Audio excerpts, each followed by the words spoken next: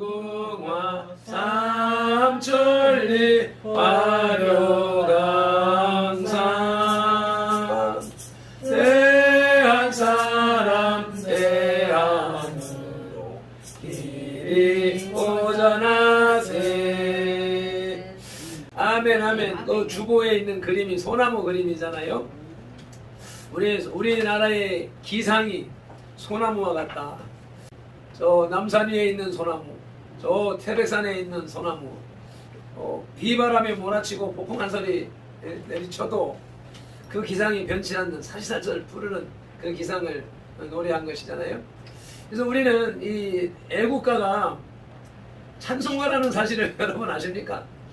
하나님을 찬양하는, 하나님께서 이 나라를 지키시고 보호하시고 세우셨고 앞으로도 영원히 동해물과 백두산이 마르고 닳도록 길이 보전하실 것이라고 하는 우리의 기독 신앙의 믿음의 고백이라고 하는 사실, 자유민주주의 대한민국이 기독교 정신에서 세워졌다는 사실, 이것을 여러분들 아십니까? 그동안에 우리가 박정희 시절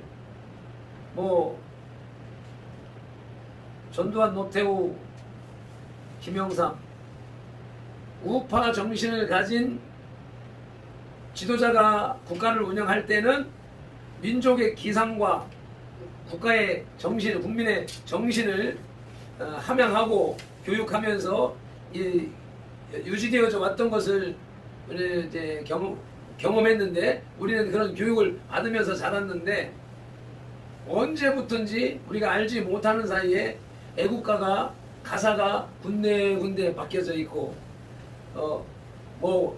국민교육헌장 암송하지 않은 지 오래됐고, 국기에 대한 맹세하지 않은 지 오래되어졌고, 그런 과정들 속에서 그런 이유들, 이런저런 이유들을 주장하는 목소리, 내용들을 들어볼 때 우리가 하나님만을 경배해야 되는데 나라를 우상화하는 것이었었구나, 또 국기를 우상화하는 것이었었구나, 이렇게 하면서 우리가 나라를 등한히 하고 국가에 대한 경외심을 등한히 하는 것이 기독인으로서 하나님을 섬기는 올바른 정신 자세인 줄로 착각하고 속았던 것을 지난 3, 4년 기간 동안에 나라가 완전 정형화가 되면서 그것이 주사파들에 의한 국가 전복을 기획하고 꿈꾸는 우리들에 의한 지속적이고 체계적인 책략 선동이었었구나 하는 것을 이제서 깨닫고 있는 것입니다. 그래서 우리는 이 하나님의 나라를 사모하며 영적인 신앙생활을 하는 사람일수록 오히려 우리가 몸담고 살아가는 이 대한민국을 더 사랑하고 더 지켜야 된다는 것을 다시 한번 깨닫습니다. 우리들의 신앙이 남산 위에 버티고 있는, 태백산 위에 버티고 있는 이런 푸르고 푸르는 기상을 어떤 환경에서도 굴하지 않는 소나무와 같은 믿음을 가져야 된다는 생각인 것입니다. 그래서 또 마찬가지로 초대교회 성도들도 그런 믿음의 정절을 지키기 위해서 사자의 밥이 되는 것, 맹수의 밥이 되는 것을 마다하지 않고, 길거리에 횃불로 태워지는 것을 마다하지 않고 자기 자신들의 신앙을 지켰던 그런 모습을 다시 한번 기억하면서, 이제 이 시대에 예배를 폐하는 시대, 국가가 예배 순서와 방법을 제시하고 지도하는 이러한 로마 시대와 같이 그 왕권 시대의 암흑기를 거쳤던, 종교의 암흑기를 거쳤던 천년 전에와 같은 그런 일들이 오늘날 대한민국 땅에서 진행되어지고 있는 모습을 보면서, 진짜 로마 시대의 그 압박을 받던 초대교회 성도들의 신앙을 지금 갖지 않으면 우리가 하나님을 아버지라 부를 수도 없고 미래의 천국을 소망할 수도 없는 상태가 되어졌다는 것을 생각하게 됩니다. 그래서 오늘도 그런 마음으로 우리가 예배에 임해야 되겠습니다. 서울에 방역 4단계 방역 단계를 선포하면서 전면적으로 교회에 비대면 예배만 허용한다 라고 하는 말을 사용을 합니다. 그동안에 대한민국이 저 주사파들의 용어 전술에 농락당하고 있었는데 이 코로나로 인하여서 그 또 용어 전술에 교회가 말려 들어가서 비대면 예배 허용이란, 대면 예배, 비대면 예배는 기독교 안에 있는 단어가 아닙니다. 이 정권이 만들어낸 용어인데 그 용어에 교회들이 그냥 대면 예배, 비대면 예배를 라는 용어를 막 사용하면서 그들이 제시하는 개념에까지 끌려가고 있는 모습을 우리가 경험하고 있습니다. 그래서 이번에도 비대면 예배를 허용한다 라고 말했는데 그 말을 뒤집어서 생각해 보세요. 그럼 무슨 말이 돼요? 대면 예배는 차단한다, 금지한다는 말이 되는 겁니다. 그러니까 왜 여기에 그들의 용어 전술에 끌려서 비대면 예배 허용하니까 교회들이 알아서 대면 예배 교회에서 모이는 거 하지 말고 20명만 모여서 동영상 인터넷 방송할 수 있도록 하고 일반 성도들은 집에서 앉아서 유튜브를 보면서 예배를 드려라 라고 하는 것인데 이것이 과연 하나님이 원하는 방식일까요? 사마귀가 교묘한 방법으로 교회를 무너뜨리는 과정이라고 하는 것입니다. 그래서 교회들이 혹시라도 오늘 점검하러 교회마다 찾아오지 않을까 하는 그런 염려들을 하더라고요. 그런 염려하는 소리를 들으면서 나는 가서 또 하나의 경고장을 만들어야지. 지금 우리 저 문 밖에 이렇게 파일에 꽂혀 있는 것은 공무원들을 읽으라고 하는 거거든요. 공무원들이 우리의 예배 시간에 점검하러 들어오는 것은 명백한 헌법 위반이다. 종교 탄압이라는 내용을 헌법 조항, 형법 조항, 공무원법 조항을 딱딱 정리를 해서 저기다 열고 해놓은 거예요. 그래서 사무한테 말하기를 누군가가 점검하러 들어오면 먼저 이걸 읽으시오 하고 읽고 난 다음에 거기에 사인을 하시오 이렇게 하고 난 다음에 들어와서 자기 일을 하도록 그렇게 절차를 우리는 진행을 하도록 이렇게 하고 있습니다. 그런데 요번 저들이 서울의 4단계를 선포하면서 비대면 예배 허용이라고 하는 말로 예배를 전면 금지시킨 모습을 보면서 그러면 나도 차원을 달리해야 되겠다. 그래서 무슨 생각을 했느냐면 오늘 이 시간 이후에 저 문을 들어서는 순간에 당신은 법을 위배하는 것이기 때문에 정교 분리의 원칙을 위배하고 헌법과 형법과 공무원법을 위반하는 것이기 때문에 우리는 당신을 고발하기로 했으니 여기에 서명을 하시오. 이렇게 해서 행정 절차를 진행하겠다라고 하는 강력한 경고문을 작성해서 비치해야지 라고 생각을 했는데 요새 계속 어제 같은 경우에는 오전에 1시간, 오후에 1시간 이렇게 잠깐 눈 붙이고 장례식 갔다가 제국분 모임에 갔다 그러니까 말씀을 그런 서류를 준비할 시간도 없었고 말씀을 준비할 시간도 없었습니다. 밤에 말씀 준비할 거라고 강단에서 있다가 그대로 엎드려서 잠이 들어가지고 새벽까지 잠이 들었습니다. 그런 상황에 대해서 생각만 했었을 뿐이지만 우리의 생각을 하나님이 아시고 사탄마귀 귀신이 알기 때문에 사탄마귀 귀신은 두려워서 들어오지 못할 것이고 하나님은 천군천사로 보호하시는 줄로 믿습니다. 우리의 예배는 살아계신 하나님, 이 세상 만물을 창조하시고 운영하시고 최종의 심판하실 하나님, 그 하나님을 경배하는 자들에게 영생의 복을 주시고 하나님을 만홀히 여기고 하나님을 대적하는 자들은 머리통을 깨부시는, 그리고 영원한 유황불에 멸망시키시는 하나님이 우리의 하나님이시기 때문에 그 하나님을 예배하는 데에는 그 어떤 것도 방해할 수도 없습니다. 아멘. 방해해서는 안 되는 것이고 또 우리는 그 어떤 것도 겁을 낼 필요가 없는 것입니다. 아멘. 그런 마음에서 우리는 그 하나님을 온전하게 믿어야 된다. 아멘. 온전하게 섬겨야 되는데 그 섬김이 남산 위의 저소나무처럼 변함이 없는 신앙으로 나가야 되겠다는 아멘. 것이 오늘 우리들에게 주시는 하나님의 뜻입니다. 아멘. 정절의 신앙을 가져라라는 것이 하나님의 말씀으로 인식하면서 본문 말씀을 다시 한번 살펴보시겠습니다. 14장 1절 말씀을 보십니다. 또 내가 보니 보라 어린 양이 시온산에 섰고 그와 함께 14만 4천이 서 있는데 그들의 이마에는 어린 양의 이름과 그 아버지의 이름을 쓴 것이 있더라. 아멘. 여기서 나오는 중요한 단어가 있는 곳, 그것이 시온산입니다. 시온산.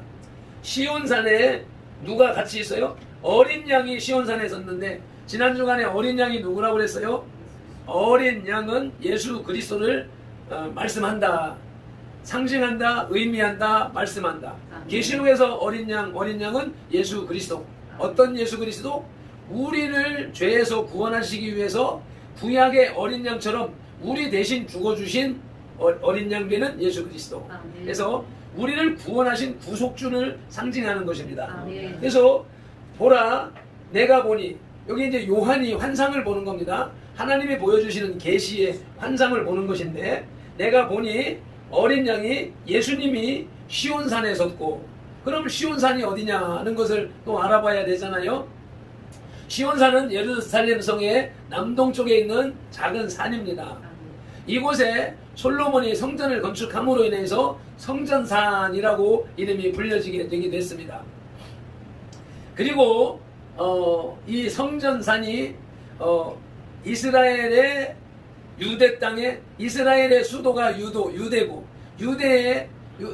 이스라엘 수도 유대 땅의 중심에 있는 산이 시온산. 우리나라의 서울의 남산 위에 저소나무가 서 있는 것처럼 이스라엘의 중앙에 감람산에 성전이 세워져 있습니다. 그러니까 시온산이라고 하는 것은 성전이 있는 곳, 성전을 얘기한다. 그러면 지금 요한이 보고 있는 것은 예수님이 시온산에 서 있는 것을 보는데, 이 요한이 보는 것은 하나님의 나라, 미래에 있을 일, 미래에 되어질 일. 지금 요한이 이 계시를 보고 있는 시대는 60년 AD 60년경 예수님께서 이 땅에서 우리의 구속사역을 담당하시고, 예수님이 태어나신 그 기준으로 하여서 약간 3년의 차이는 있지만, 예수님이 이 땅에 태어난 것을 AD, 예수님이 태어나 있는 것을 서기 AD 1년으로 기준으로 삼아서 그 이전을 BC, Before Christ 해가지고 예수님이 오시기 전 해서 달력을 서양력을 기준으로 삼고, 예수님이 태어나서 33년 동안 30년 동안 일반 사람으로서 살다가 30세가 되면서 하나님의 아들로서 또 우리 모든 인류의 죄를 담당하기 위하신 공무, 하나님의 아들로서 구세주로서 이 땅에 오신 공무를 담당하시기 위해서 3년 동안 제자들을 양육하시고, 그리고 3년 반 됐을 때에 십자가를 짊어지시고 죽어주시고 부활하시고 승천하시는 이런 과정을 겪은 것을 공생애라고 하는데, 예수님께서 승천하시고 난 후에 열흘 만에, 부활하시고 난 다음에 50일 만에 이 땅에 하나님의 성령께서 강림하시면서, 그때의 그 성령 강림이 이 땅의 교회에 시작된 날이라는 것이죠. 그렇게 교회가 시작되자, 그 당시에는 로마가 이스라엘을 지배하고 있었던 때인데, 유대인들이 모이는 모임이, 교회가 기하급수적으로 막 늘어나는 거예요. 베드로가 성령의 불을 받고 난 다음에 하나님의 말씀을 선포하니까 그 말씀을 듣는 사람들에게 성령이 임해서 하루에 3,000명이 개종을 해서 아멘. 나는 예수 믿겠습니다. 기독교인이 되겠습니다. 아멘. 하루에 5천 명이 막 들어오는 역사가 일어나니까 아멘. 거기에 두려움을 가진 사람들이 누구예요? 로마 정부라. 로마 정부. 세상을 지배하는 권력을 쥔 로마 정부가 보니까 우리가 다스리는 저 속국 이스라엘에 사람들이 막 모여드네. 이스라엘 백성들이 막 모여드는데 저놈들이 반란을 일으킬까? 독립운동을 할까? 이런 경계를 하게 되는 것이죠. 그래서 기독교를 탄압을 하기 시작을 하는 겁니다. 모이지 못하도록, 예수를 믿지 못하도록.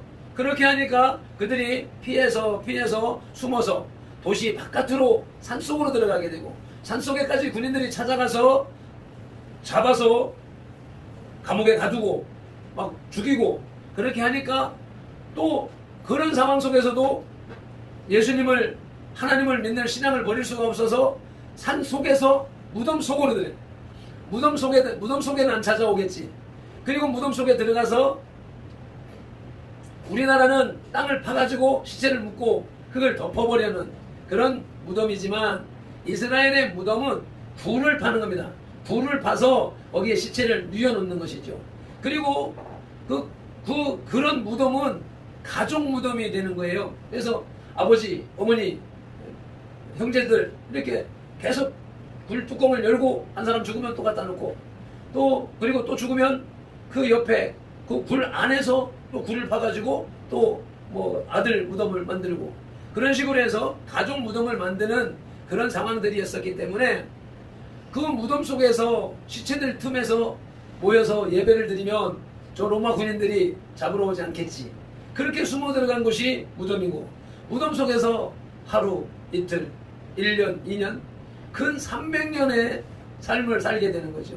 그렇게 되니까 지하 도시가 생겨나는 것이죠. 그러한 가운데, 그것을 카타콤이라고 하는데, 그렇게까지 신앙을 지키기 위해서 예수 그리스도를 구세주로 고백을 하고, 영혼의 세계, 영원한 세계에 왕 되시는 하나님을 믿음으로, 우리가 죽고 난 다음에 영원한 천국의 삶을 살기 위한 그 믿음을 잃지 않기 위해서 이 세상에서는 칼로 목베임을 당하고 죽임을 당하고 십자가에 못 박힘을 당하고 하는 것은 두렵지 않다. 왜? 이 세상의 삶은 70년이고 강건해야 80년인데, 이 세상의 삶은 천국의, 지옥의, 영혼의 세계의 그림자일 뿐이기 때문에, 이 짧은 시간, 오히려 30년, 40년 만에 예수 믿는다고 목베임을 당해서 죽어버린다 할지라도 영원한 세계의 천국이 우리 앞에 있는 것을 보았기 때문에, 아멘. 믿었기 때문에, 그래서 그들은 죽음도 불사하고 그 신앙을 지켰던 것입니다. 아멘. 그와 같은 신앙이 우리에게 필요한 것이다. 아멘. 그래서 그렇게 이스라엘 백성들이 그렇게 무덤 속으로 들어가고 죽음을 마다하면서도 신앙을 지키는 모습에, 이 60년경에 우리가 잘 알고 있는 네로 황제 있잖아요. 네로 황제.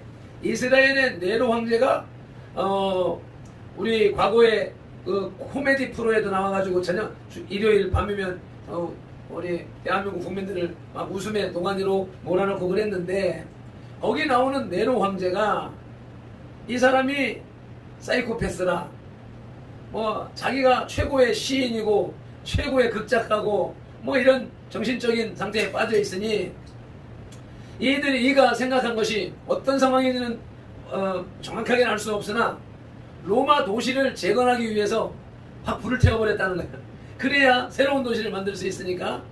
그리고서는 그 책임을 기독교인에게, 로마 방화의 주범은 기독교인이다 라고 소문을 퍼뜨림으로 인하여서 로마 시민들로 하여금 기독교인들을 혐오하게 만들고, 기독교인들을 잡아서 죽이든지 고발하든지, 그렇게 해서 기독교를 말살하려고 하는 시도를 했던 것이란 말이죠. 그럼에도 불구하고 기독교는 사람의 힘으로는 말릴 수가 없는 종교였었다는 것이 역사적으로 드러난 것이지요. 그런 상황이 코미디에서 네로를 비하하는 것처럼 그런 정신병자로 취급하는 역사 속의 인물, 그런 상황이 지금 대한민국 땅에서 벌어지고 있다는 것이 참 코미디 같은 일이기도 하고 가슴 아픈 일이기도 하고 웃을 수도 없고 울 수도 없는 그런 상황이 우리 가운데서 벌어지고 있는 것입니다. 그런 모습들 속에서 우리가 그 시대에 지금 요한이 지금 환상을 보는 이 장면은 기독교가 그렇게 핍박을 받으면서 요한이 반모섬이라고 하는 채석장, 돌을 캐내는 채석장에서 갇히어서 그 지역에 유배되어서 그 섬 밖으로 나오지 못하는 감옥살이를 하던 중에 하나님께서 계시를 열어주시는 장면이란 말이죠. 그러니까는 갇혀있는 상태, 핍박받는 상태, 이런 상태에서 사도 요한에게 보여지는 환상은 어린 양이 시온산에 섰는데 지금 반모섬 채석장 감옥에 갇혀있는 요한의 눈에 보여지는 것은 성전이 있는 성전산, 성전에 예수님께서 서 있는 모습이라는 것이죠. 그래서 거기에 14만 4천 명이 서 있는데 그들의 이마에는 어린 양의 이름과 그 아버지의 이름을 쓴 것이 있더라. 이것은 사도 요한이 보는 미래 세대의 구원받은 백성들의 하나님의 나라에서의 모습을 지금 보여주고 있는 것입니다. 그래서 시온산은 영적으로는 메시아 왕국, 예수 그리스도 메시아의 왕국, 결국은 하나님이 통치하시는 세계를 말하며 그 중앙, 왕궁이면서 그 법정이면서 통치 센터, 중앙이라고 하는 것입니다. 이것은 구원의 장소이고 최후 승리의 장소라는 것입니다. 이것이 역시 마찬가지로 구약의 개념도 성경을 쭉 시편과 미가서, 요엘서에 보면 그런 장소라고 기록하고 있는데, 신약에도 보면 시온산은 구원의 장소이면서 승리의 장소라고 기록하고 있습니다. 히브리서 12장 22절 보면은 살아계신 하나님의 도성이라고 기록하고 있습니다. 여기에 이곳에 14만 4천 명이 섰다라고 하는 것은 승리하고 구원받은 백성들이 섰다라고 하는 것입니다. 예수님과 함께 섰는 14만 4천인 그들은 이마에 인을 맞은 예수님의 이름과 하나님의 이름이 쓰여져 있다. 이것은 계시록 13장 16절 보면, 바로 앞에 장에 보면은 13장 16절을 읽어보시겠습니다. 그가 모든 자, 곧 작은 자나 큰 자나 부자나 가난한 자나 자유인이나 종들에게 그 오른손이나 이마에 표를 받게 하고, 아멘. 이게 이제 적그리스도가 나타나서 이마나 오른손목에 표를 하는데 그 표가 무엇인가? 이것이 요즘에 많은 논란을 일고 있는 666 마귀인 도장이라고 하는 것인데, 지금 오늘 본문에서는 그 14만 4천인의 이마에는 예수님의 이름과 하나님의 이름, 예수님의 인이, 구원받은 자의 인이 빠져 있는 것이고, 13장 16절에는 적그리스도가 주는 표를 지금 말하고 있습니다. 그래서 오른손이나 이마에 인을 맞는 것처럼 또 짐승의 표를 맞으라고 요구하는 것은 이스라엘에게 하나님께서 명령하신 신명기 6장 6절로 8절 말씀 찾아서 읽어보시겠습니다. 신명기 6장 6절로 8절 말씀, 5, 6절. 이것이 쉐마의 말씀인데, 이것은 이스라엘 백성들에게, 구약의 이스라엘 백성들에게 주신 하나님의 말씀이고, 이 시대에 우리 예수를 믿는 우리들에게도 당연히 이 말씀을 받고 이 말씀대로 살아가야 할 하나님의 말씀인 것입니다. 신명기 6장 4절로부터 9절까지 읽겠습니다. 이스라엘아 들으라. 우리 하나님 여호와는 오직 유일한 여호와시니 너는 마음을 다하고 뜻을 다하고 힘을 다하여 내 하나님 여호와를 사랑하라. 오늘 내가 내게 명하는 이 말씀을 너는 마음에 새기고 내 자녀에게 부지런히 가르치며 집에 앉았을 때든지 길을 갈 때든지 누워있을 때든지 일어날 때든지 이 말씀을 강론할 것이며 너는 또 그것을 내 손목에 메어 기운을 삼으며 내 미간에 붙여 표로 삼고 또 내 집 문설주와 바깥 문에 기록할지니라. 아멘. 8절 말씀에 하나님의 말씀을 내 손목에 메고 내 미간, 이마, 눈썹과 눈썹 사이에 붙여서 표로 삼으라. 이것이 이 말씀을 말세의 적그리스도가 자기 백성들에게 이 표를 찍겠다. 하나님의 말씀처럼 표를 찍겠다라고 하는 것이죠. 그래서 하나님의 율법은 하나님의 백성들의 마음에 그리고 행동에 써 넣는 것을 의미합니다.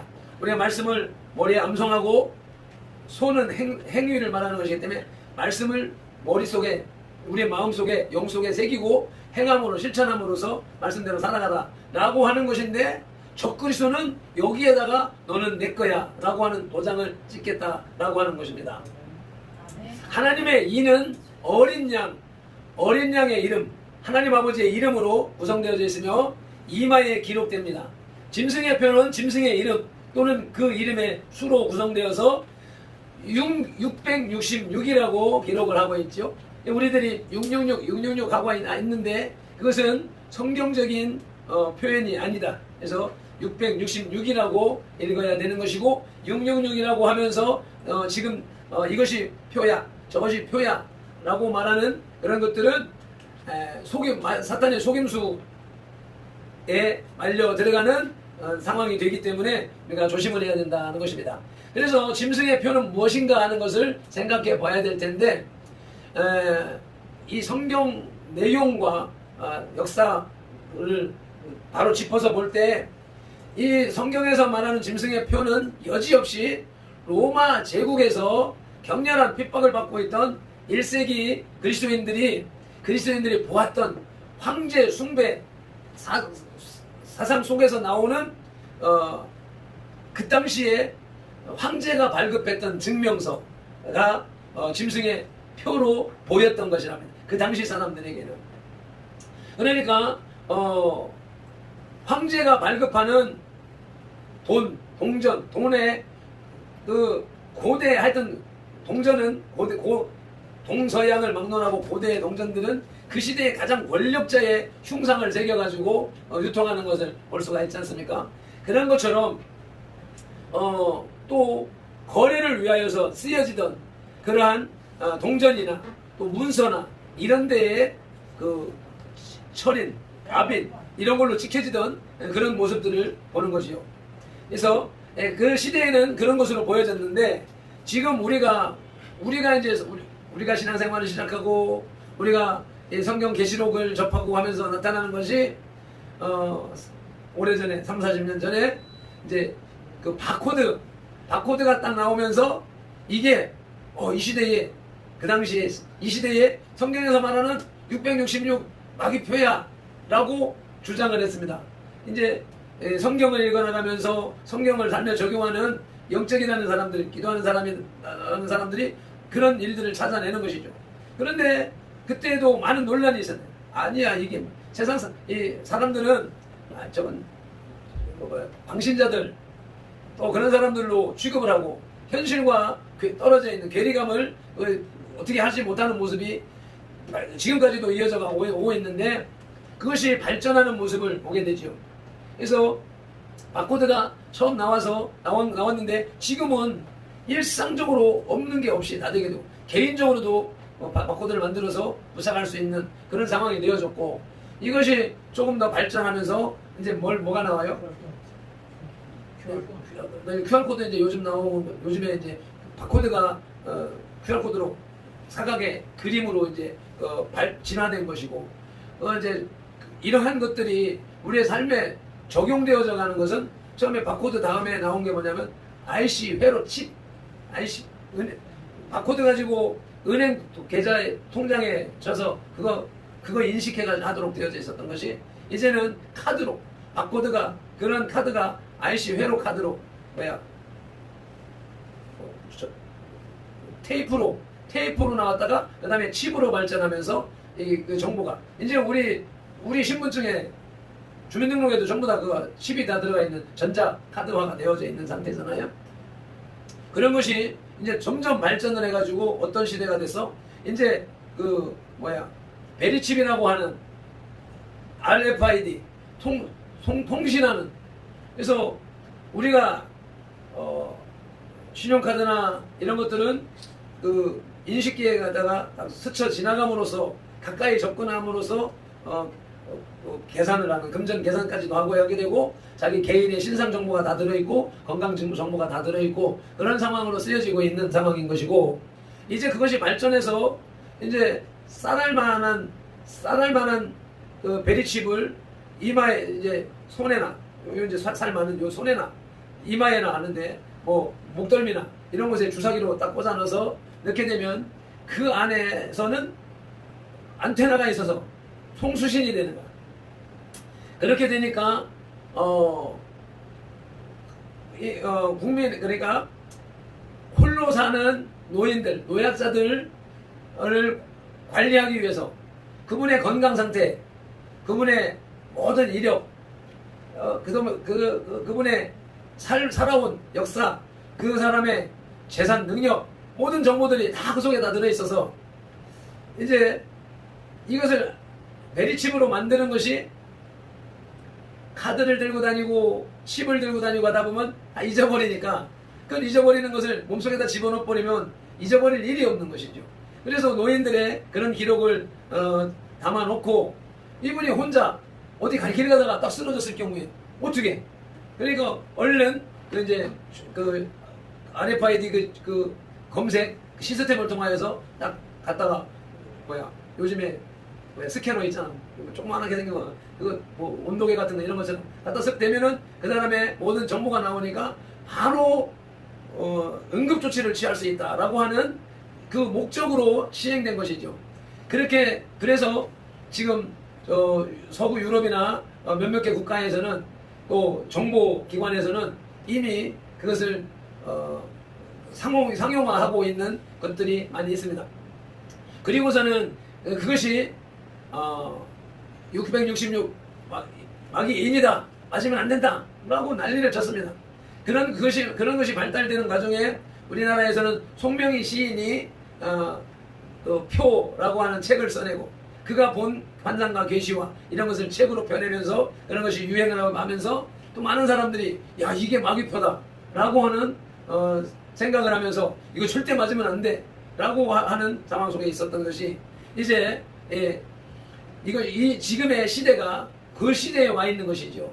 그래서 이것을 이 베리칩을 맞으면 안 된다. 그것이 666 표다 라고 주창을 했고 오바마 시절에 오바마 케어가 그것을 이루어가는 거기 때문에 안 된다라고 막 거부하고 그랬는데 정권이 바뀌면서 또 좀 지금은 잠잠한 상황에 있는데 많은 사람들이 이러한 것들 물리적인 것들 현실적인 것들 이러한 것들을 지금 성경에서 말하는 666 짐승의 표다라고 말을 하고 주장을 하는데 이러한 주장이 나오고 있는 것에 대한 것이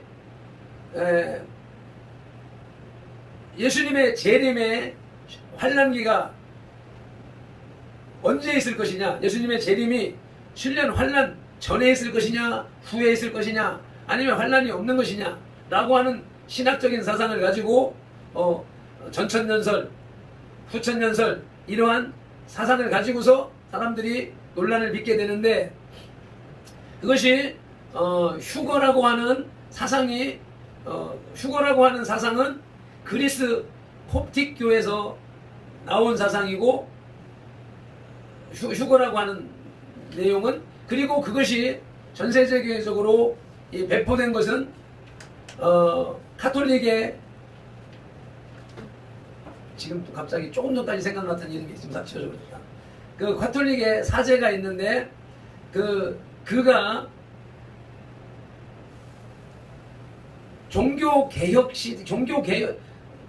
종교개혁은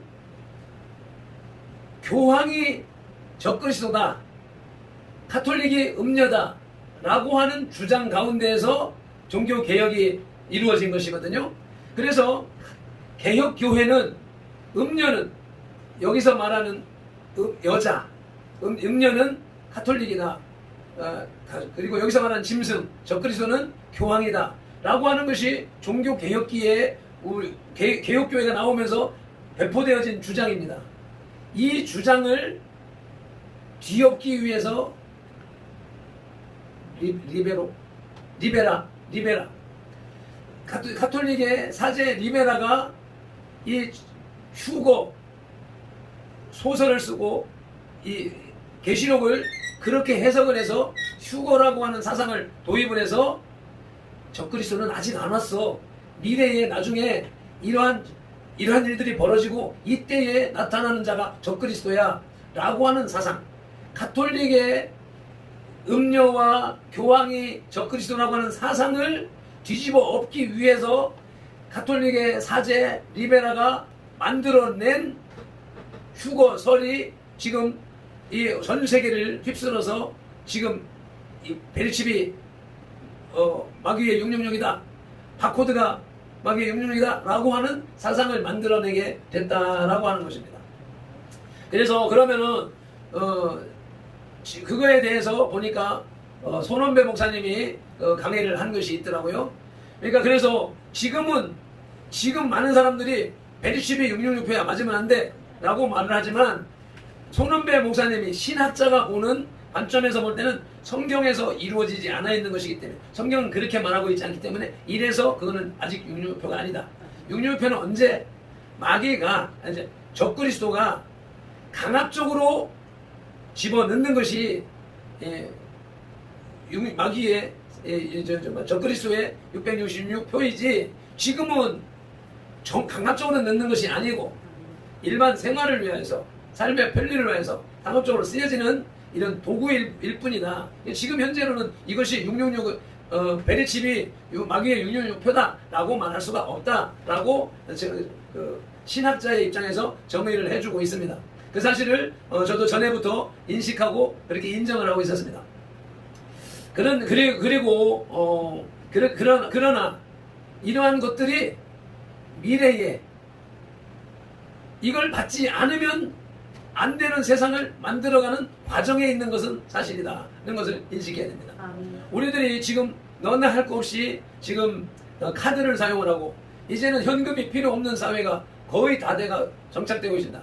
이미 중국이라고 하는 나라는 거의 현금이 필요 없는 사회가 제일 앞서서 만들어가고 있죠. 왜? 공산주의, 사탄의 지배, 영적으로는 사탄이 지배하는 세계니까 이미 이런 모든 기능들이 지금 우리나라의 선거 조작도 중국 기술이 들어와서 하고 있는 이런 것들을 보면서 이미 중국은 통제사회, 아마 유튜브에도 그런 것이 있을 거예요. 사람이 쫙 걸어 나오면은 사람 얼굴 다 컴퓨터가 다 인식하고 있는 모습. 이 컴퓨터 길거리 한가운데 그들이 인식하는 시스템이 여기저기 세워져 있는, 지금 한국의 도로마다 지금 카메라가 깔리고 있지 않습니까? 이것을 통해서 우리나라도 누가 범죄하면은 30분 만에 그 사람 잡을 수 있는 시스템이 갖춰져 있는데, 이것이 중국은 더 세계에서 최고 1위로 발전되어져 있다고 하는 거죠. 그래서 지금 이러한 상황이, 지금 현재로는 베르칩이 666 마귀표다라고 말할 수는 없지만 환경은 그렇게 만들어가게 되어져 있고, 언젠가 어느 때 현금이 필요 없는 시대, 사람들마다 다 카드를 가지고 살아가는 시대, 카드 한 개, 두 개, 10개, 아이고 불편해, 칩 하나로 딱 만들어서 몸속에다 딱 집어넣으면은 다 편리한, 그래서 편리한 사람의 편안함을, 육신의 정욕, 이생의 자랑, 안목의 정욕을 추구하는 삶으로 나가서 편하게 살아가던 시절에 나중에 이제 가가지고 딱 법을 개정을 해가지고 통제를 딱 시작을 하게 되면, 그때 가서는 없으면 안 맞으면 안 되는 세상, 그렇게 된 세상에서 그때에 맞는 것은 마귀가 통제하는 시대에 맞는 것이니까 성경적으로도 그게 마귀표다 라고 부인할 수 없는 상황이 돼버리게 되는 것인데, 그럼 그 전에 그런 상황 앞서서 미리 맞은 사람들은 뭐예요? 그 다음에 통제되는 것은 어떻게 되는 거예요? 그래서 이것도 지금 마귀표는 아니라 할지라도 그것을 준비해 나가고 있는 것이기 때문에 우리들은 될 수 있으면 그것을 피하는 것이 옳지 않겠는가 하는 생각을 해보는 거예요. 이것은 이제 뭐 성경에서 그렇게 기록하고 있지 않기 때문에 이건 개인의 생각이라고 밖에 할 수밖에 없는 것이지만, 그래 지금 이런 가운데 이런 상황 속에서 지금 벌어지고 있는 것들이 백신 맞는 거잖아요. 백신을 왜 그렇게 맞히려고 하느냐? 순천향대 이은미 교수인가 어떤 사람이 펜앤마이크에 나와가지고 그것을 지금까지의 코로나 방역은 완전 가짜 사기 조작이다라고 하는 것을 정부에 발표된 것 이런 것들을 다 그래프로 그려가지고, 그래서 지난 처음 발병했을 때 8월 15일 날 쭉 그 데이터를 가지고 분석을 하니까 8월 15일 날은 0.8% 그 확진율이 그밖에 없었다. 그러니까 그 확진율로, 그러니까 그들은 이 정권은 숫자 검사를 많이 해가지고 확진 숫자를 많이 올려가지고 그것을 보도해서 국민들을 겁을 주고, 그렇게 해서 사건 있을 때마다 그렇게 했다는 거지. 그러면서 지금도 1000명이 나오는 것은 검사를 많이 해가지고 확진자 수를 많이 늘려가지고 그것을 보도해버려. 이들도 거짓말을 안 한다고 하는데 보도하지 않는 것이 거짓말인 거잖아. 그래서 편파적으로 보도하는 것이, 이러한 것을 순천향대 의사 또 지금 의사들이 지금 반발을 해서 이제 거부하고 나서는 이런 때가 됐는데, 이런 지금 이 과정 왜 백신 맞고 코로나 걸려서 죽은 사람보다 이제는 백신 맞고 죽은 사람이 더 많아져 버렸어요. 그런데 왜 맞추려고 하느냐? 왜 젊은 애들은 죽지를 않는데 왜 젊은 애들까지 백신을 맞추려고 하느냐? 여기에는 다른 의도가 있는 것이 아니냐? 그러니까 의사들이나 과학자들은 추측하는 말은 하질 않아요. 그러면서 무슨 다른 의도가 있는 게 아니냐? 다른 의도가 있는 게 아니냐라고 말할 때, 종교인인 우리들은 계시록을 읽고 알고 믿고 그 세계를 바라보는 우리들이 볼 때는 두말할 나위 없이 여기에는 사탄의 666 마귀인이라고 하는 목적이 들어있다. 그것은 얼마든지 추측할 수 있는 것이고 합리적으로 의심할 수 있는 것이잖아요. 그런 개념이기 때문에 안 맞아서 죽는 비율보다 맞아서 죽는 비율이 더 높아져 버렸는데 그럼 맞을 필요가 뭐가 있느냐? 여기에서 그 많은 국민들이 의심을 갖고 있는 그 뒤 배경에는 계시록에 이러한 의미가 있기 때문에 이것을 의심하지 않을 수가 없다. 그런데 미국의 수많은 과학자들이 이건 절대 맞으면 안 됩니다. 그리고 동영상에 여러 유튜브에 나와 있는 것처럼 백신을 맞고 난 다음에 자석이 몸에 붙는다는 거예요. 그리고 시간이 이틀 3일 지나니까 그 자력이 더 세진다는 거예요. 그 유튜브에 영상도 돌고 있습니다. 그러니까 뭔가 기능이 있다. 그 유튜브 영상이 나오기 전에 미국의 의사가 이거는 무슨 젤, 실리콘, 하여튼 무슨 이제 과학적인 이름은 무슨 젤이라고 하는 젤. 이게 백신 주사가 들어가서 이것들이 몸 안에 들어가서 반응을 일으켜가지고 하나의 형체를 갖추게 된다.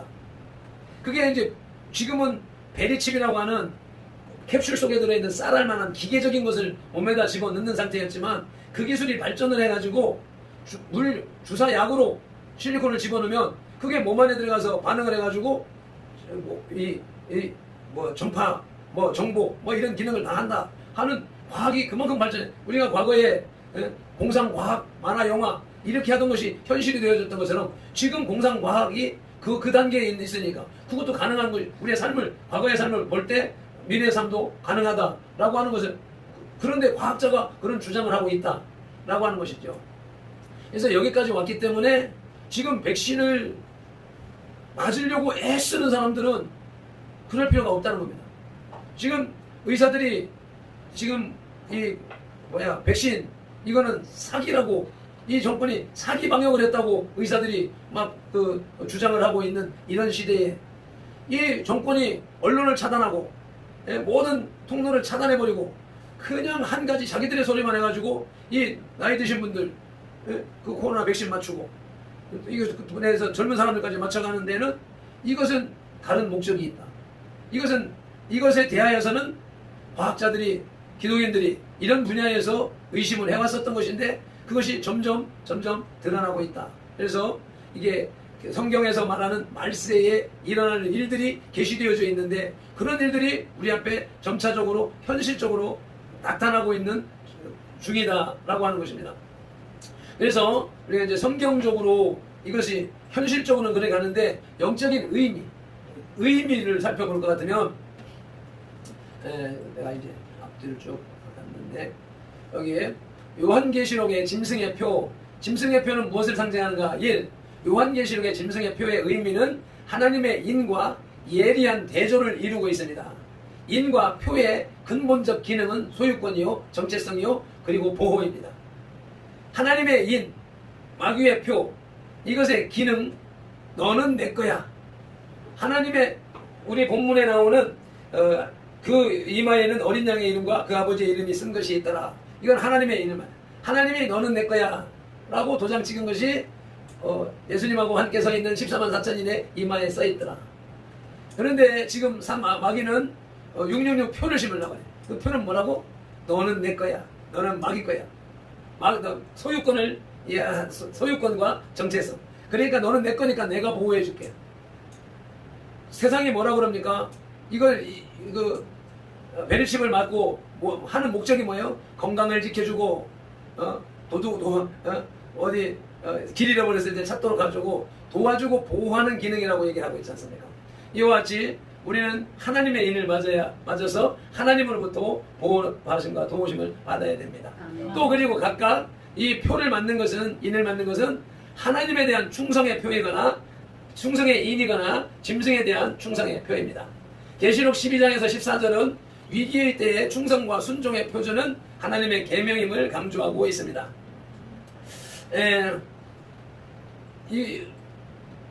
그리고 신약에서 인침은 분명히 사람의 마음의 역사는 성령의 임재를 의미하고 있습니다. 이것이 우리가 생각하는 것이, 우리는 신약시대에는 누가 지배하고 다스리는 나라예요? 우리 구약시대에는 하나님이 직접 선지자들을 통하여서 이끌어 가시던, 그래서 율법의 조항을 법률로 생활화하던 시절이었었고, 예수님이 이 땅에 오셔서 통치하던 시대가 예수님 시대, 예수님 신약 3년 만의 시대를 예수님의 사역 시대, 이 땅에서 사역한 시대이고, 말씀을 주시면서 말씀을 우리에게 주신 것은 이후의 세대. 이제 예수님은 성전에 본래 하늘 성소로 돌아가시고 이 땅에 성령께서 모든 사람들의 각 사람 마음속에 들어가서 이끌어가는 시대, 이 시대를 성령 시대라고 하는 것이죠. 이 시대에는 성령님이 우리 각 사람의 마음속에 오셔서, 정신 속에 오셔서 우리를 깨닫게 하시고 알게 하시고 인식하게 하는 이런 시대라고 하는 것입니다. 그래서 여기서 말하는 하나님의 인은 뭐예요? 우리에게 성령으로 임재하시고 성령 세례로 임하시고 성령으로 동행하시는 것이 이 시대의 하나님의 인입니다. 하나님의 인. 하나님의 인을 맞은 사람. 이마는 지난번에 이마, 얼굴. 우리말로 얼굴은 얼은 뭐예요? 혼, 넋이라고 그러잖아요. 우리 한글에서 혼, 넋을 얼이라고 그런단 말이에요. 우리 민족의 얼을 이날에 되살려, 이게 정신, 이게 혼에게는 영혼을 얘기하는 것이고, 속에 얼이, 정신이, 생각이, 사상이 나타나는 얼굴이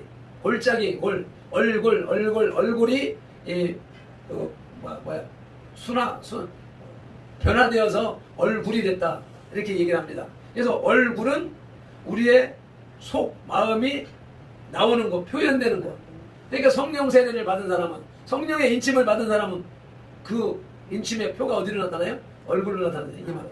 이마로 나타나고, 그 다음에 얼굴로 나타나고, 그 다음에 무엇으로 나타나요? 손목에 매는 기호인데, 손은 뭐라고? 손은 재능이고 일하는 손. 그러니까 행함으로 나타난단 말이죠. 하나님의 인을 받은 사람은, 성령을 받은 사람은 얼굴에서 광채가 나고 그의 행동이 남을 살리고 하나님의 영광 나타내는, 그것을 나타나는 것이다. 이게 하나님의 인을 받은 자들인 것이고, 사탄의 이는 뭐예요? 귀신 잡히면 귀신에 잡히면 졸리는 거야. 졸리고 피곤하고 듣기 싫고 짜증나고 가버렸어? 답답 못 앉아 있는 거야. 지난주에 2시간 앉아 있더만. 그래도 그만큼 성령의 친하심이 나타나는 걸 알고 인내하시기 바랍니다. 그와 같이 성경에서 말하는, 지금 신약에서 말하는, 구약은 현실적이고 문자적이고 삶에 적용되는 말씀으로 주어졌지만, 신약의 말씀은 내세의 말씀이고 천국의 말씀이고 영적인 말씀이기 때문에 그 말씀을 구약식으로 해석을 하면 안 되고 문자적으로 해석을 하면 오류사항이 많이 있을 수가 있다. 예수님이 예를 들은 것은 예로 받아들이고, 또 지금 이 특별히 계시록 같은 경우에서는 미래에 일어날 영적인 일과 이런 것들을 계시로 말한 것이기 때문에 이 계시록이 가장 힘든 것이거든요.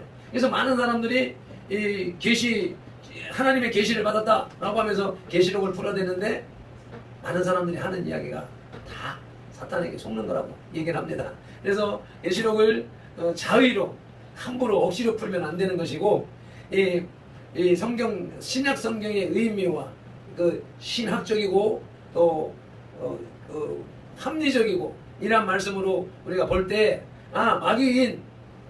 성령의 인 마귀표 계시록에서 말씀하시는 거, 이건 하나님의 성령 세례를 받았느냐, 귀신에게 잡혀 있느냐 라고 하는 것이 우리들의 삶에 적용하면 우리들의 삶을 이끌어 나가는데 큰 힘이 되어지는, 내 발에 등이 되고 내 길에 빛이 되는 말씀이 되는데, 이것을 억지로 이 시대에다 갖다 붙이려고 하게 되면은 과거에 바코드가 666표가 아니었던 것처럼 베르칩이 666표가 아닌데 우리들이 자꾸 강조함으로 인해서 위기감을 조성하고, 그래서 저 기독인들이 광신자 집단 무리 이런 식으로 욕을 먹는, 하나님의 영광을 가리는 그런 일들에 치우치면 안 되겠다는 거죠.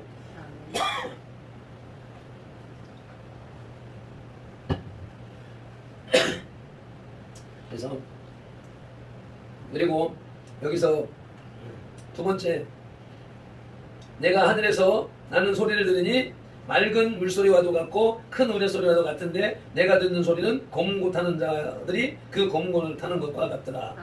3절에 그들이 보좌와 네 생물과 장로들 앞에서 새 노래를 부르니 땅에서 속량함을 받은 14만 4천 밖에는 능히 이 노래를 부를 자가 없더라. 아멘. 그러니까 우리가 정결한 신앙을 갖기 위해서는 첫째로는 시온산의 선자, 예수님과 함께 시온산에 서 있는 것처럼 그런 사람이 돼야 된다. 그럼 우리식으로 지금 현대 우리에게 적용하려면 어떻게 해야 돼요?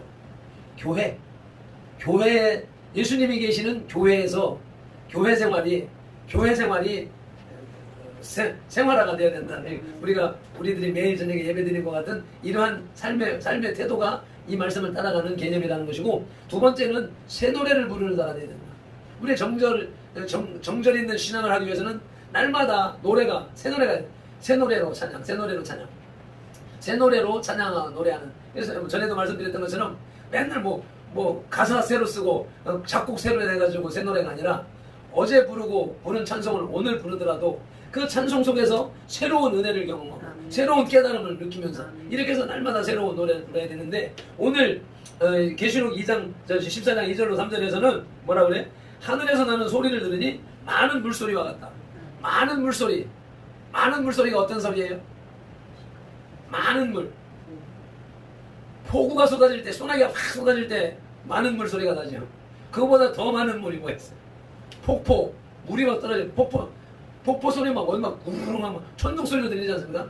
많은 물소리가 같고 큰 우레소리가 같고 큰 천둥 번개 소리가 같고, 그런데 그 소리가 검은 곳 타는 자들이 검은 곳을 타는 것 같더라. 음률박자 높낮이 곡조가 있더라.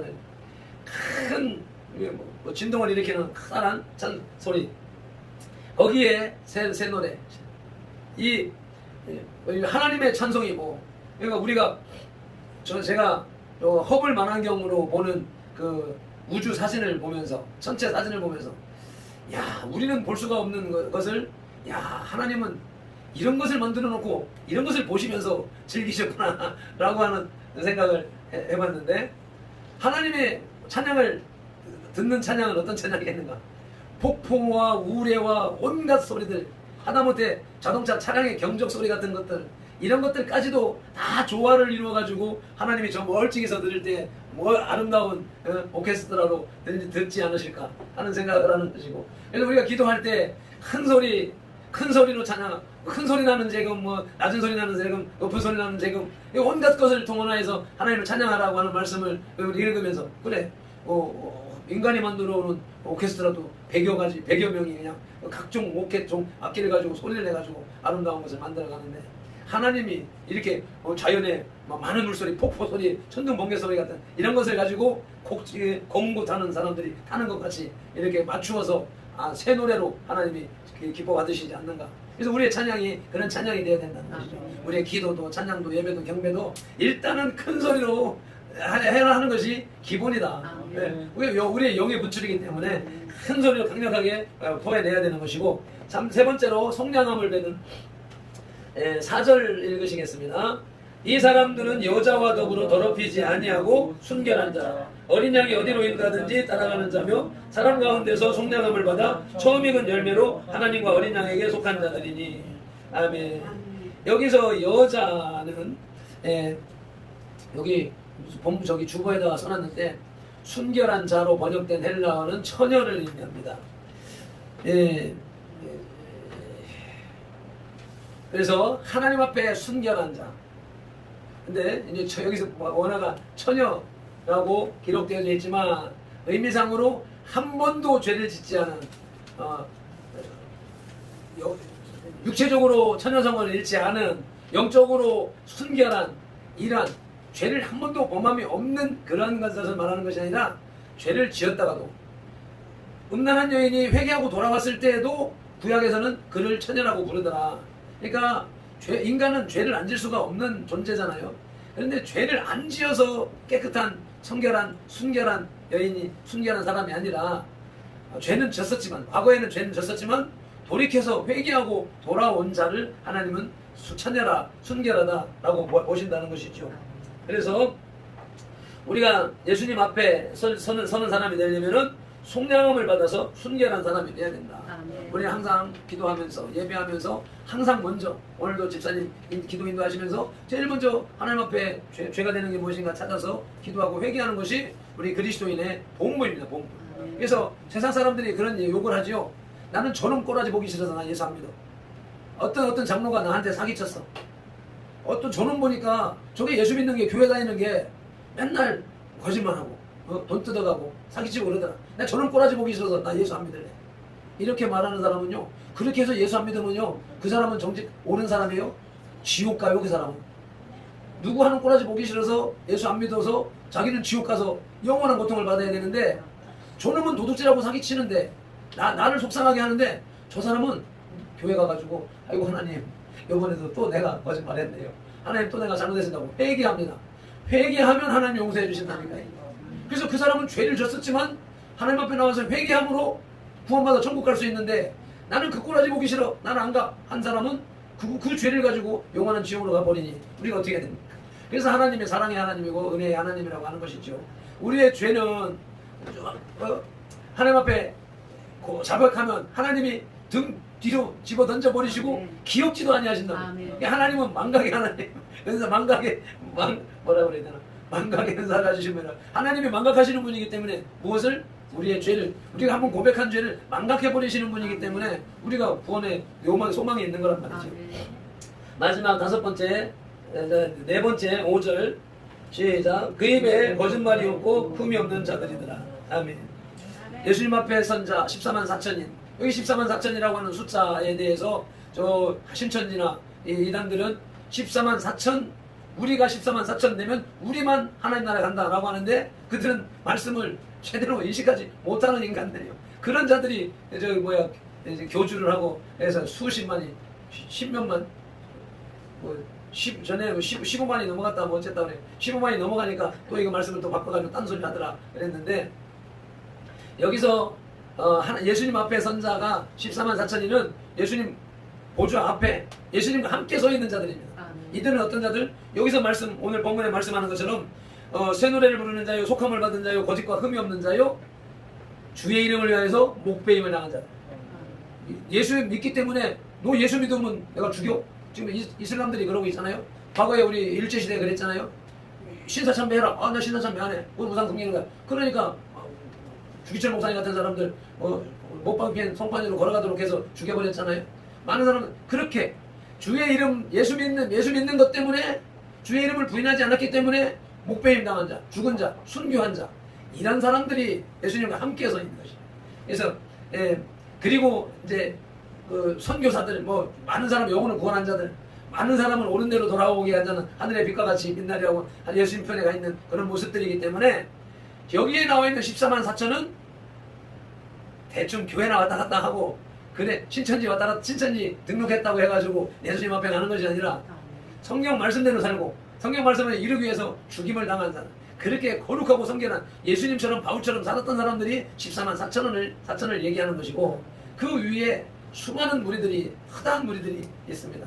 그래서 천국이라고 해서 천국에 14만 4천만 들어가는 것이 아니라는 저 신천지의 속임수에 속을 것이 아니라 그러니까 마지막 우리가 여기서 말씀하는 것은 거짓과 흠이 없어야 됩니다. 야고보 사도는 우리가 다 실수가 다 같이 읽겠습니다. 주부를 보시고서 우리가 다 실수가 많으니 만일 말에 실수가 없는 자라면 곧 온전한 사람이다. 아멘. 인간이 실수 안 할 수가 없고 죄 안 질 수가 없는데 그 중에서도 말에 실수를 안 하면 온전한 자다. 말 조심 안 하는 거지. 우리의 말에 다 달려 있습니다. 그래서 우리의 말이 입의 말이 어떤 말을 하느냐에 따라서 복을 받느냐 저주를 받느냐 건강하게 사느냐 병들어 사느냐 천국 가느냐 지옥 가느냐가 달려 있습니다. 스바냐서에서는 남은 교회에 대하여 묘사하면서 이스라엘 시혜자 이스라엘의 남은 자는 악을 행하지 아니하며 거짓을 말하지 아니하며 입에 거짓된 혀가 없다고 말씀하셨습니다. 그리고 그들의 내재하시는 은혜와 능력을 통하여 티나 주름 잡힌 것이나 이런 것들이 없이 거룩하고 흠이 없게 되는 변화된 성도들을 말하는 것입니다.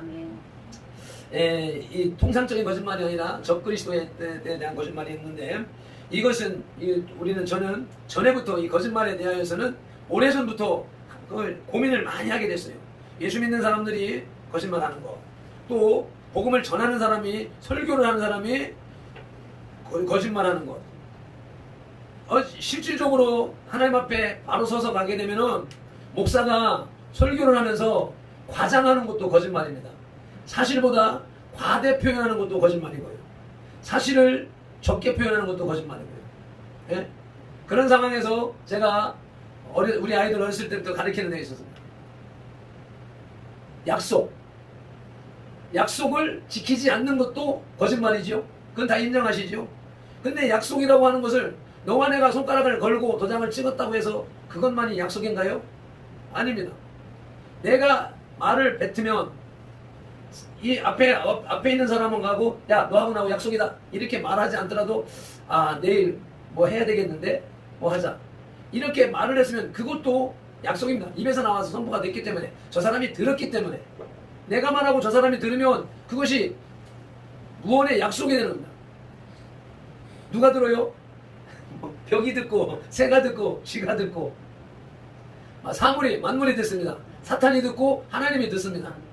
그렇게 해놔놓고 행동하지 않은 것 담배 끊어야지 하고 돌아 담배 안 끊는 것 그것도 거짓말입니다. 이러한 개념에서 나 혼잣말이라도 누군가가 들었으면 그것이 내가 행하지 않으면 안 되는 거짓말이다. 이런 개념으로 볼 때 오늘 야고보 사도가 얘기한 것처럼 말에 실수가 없으면 온전한 사람입니다. 그래서 우리 입술의 말을 아껴야 될 것이고 우리의 말로 제가 오래전에 들은 예화이면서 우리가 다 공감할 수 있는 것 우리나라가 왜 망했어요? 그 당시에 우리 못 사는 시절에 애들이 누렁코 질질 흘렸잖아요. 우리 어린 시절도 그래서 뭐 소매로 코 훌쩍 문지르면 소매가 문들문들 했었단 말이에요. 우리 어린 시절에가. 그러니까는 애가 누렁코를 질질 흘리니까 엄마가 뒤통수를 확 쥐어박으면서 에이 망할 놈 하면서 코를 닦아줬단 말이에요. 그래서 맨날 망할 놈 하는 바람에 그 아들 세대에 가서 나라가 망해가지고 일제시대 앞자를 망했다.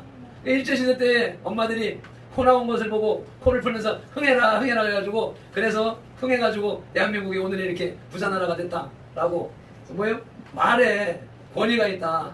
더군다나 예수님을 믿는 우리들의 말에는 그 권위가 더 강하기 때문에 네. 여러분들이 저 창세기에서 하나님이 아브라함에게 약속하셨어요. 내가 너를 축복하는 자 내가 축복하고 너를 저주하는 자 내가 저주하리라 라고 말씀하셨단 말이에요. 이 아브라함을 축복의 통로로 삼으셨단 말이에요. 아브라함이 축복하는 자 축복하고 아브라함이 저주하는 자 저주합니다.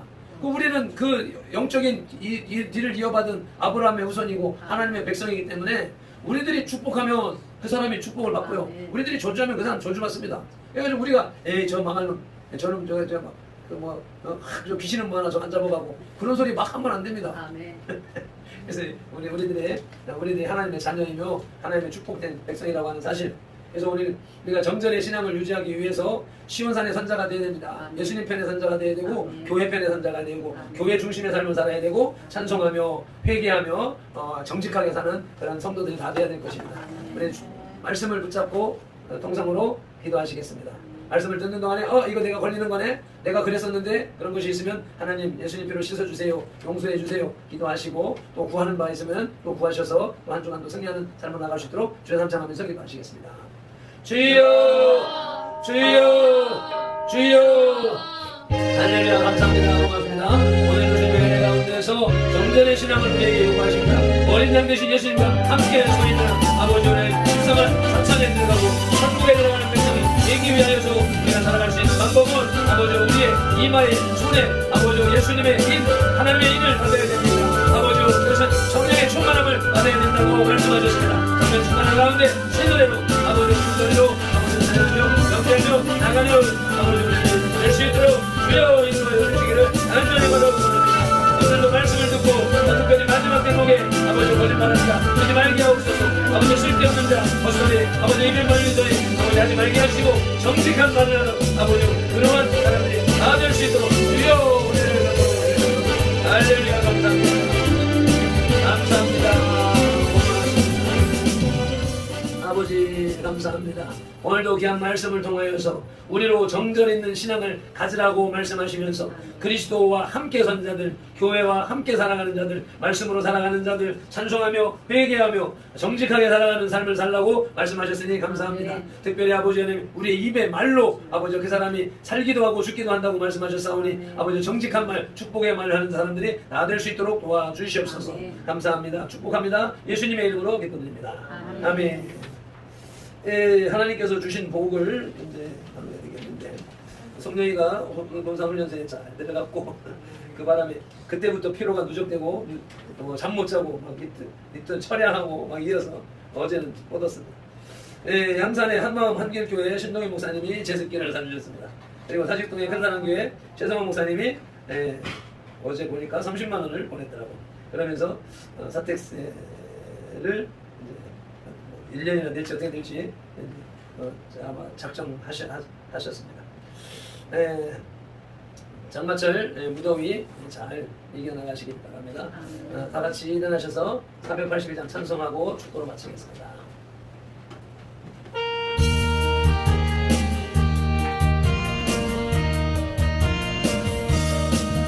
참 즐거운 노래를 늘 높이 불러서 이 세상 사는 동안 주 찬양하겠네.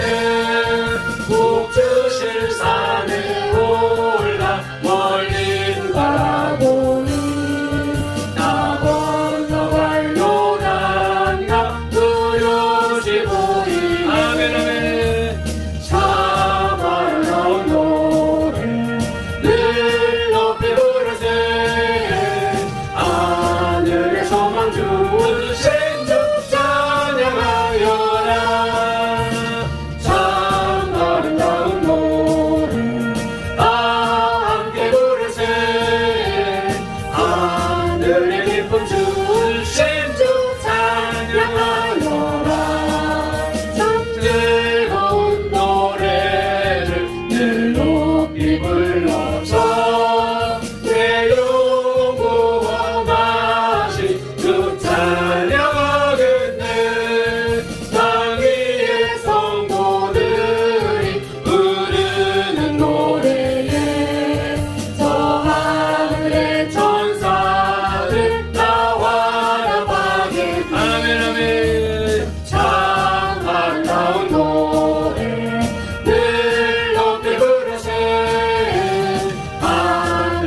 소망 주신 주 찬양하여라.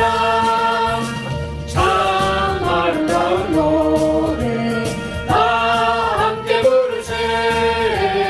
하늘의 기쁨 주신 주 찬양하여라.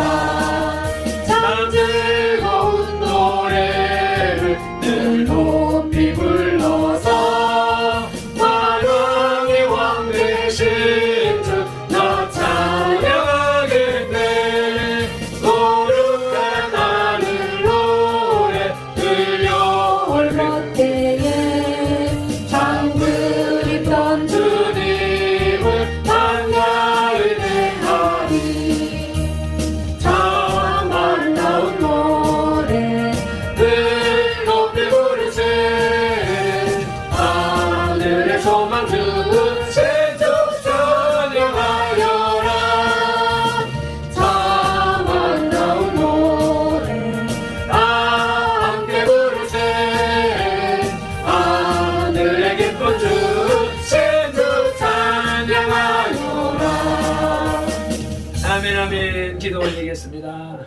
하나님 아버지 은혜와 사랑에 감사를 드립니다.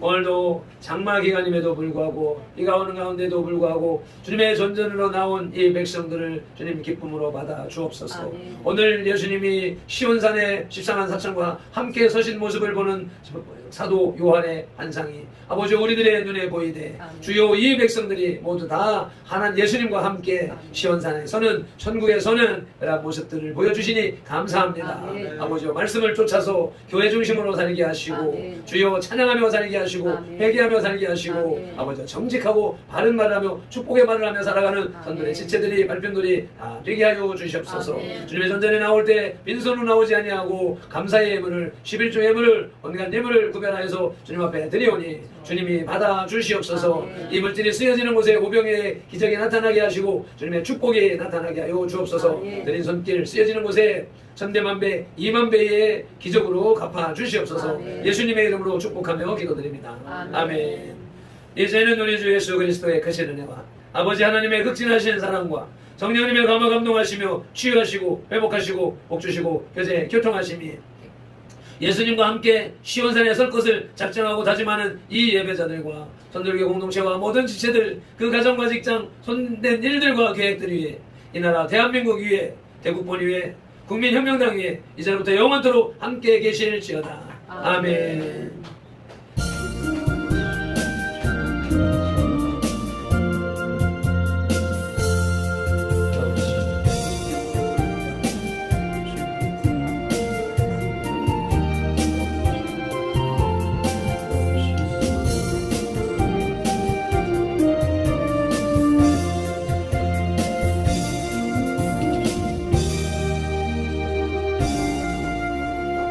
아멘 아멘. 모든 영광을 하나님께. 할렐루야.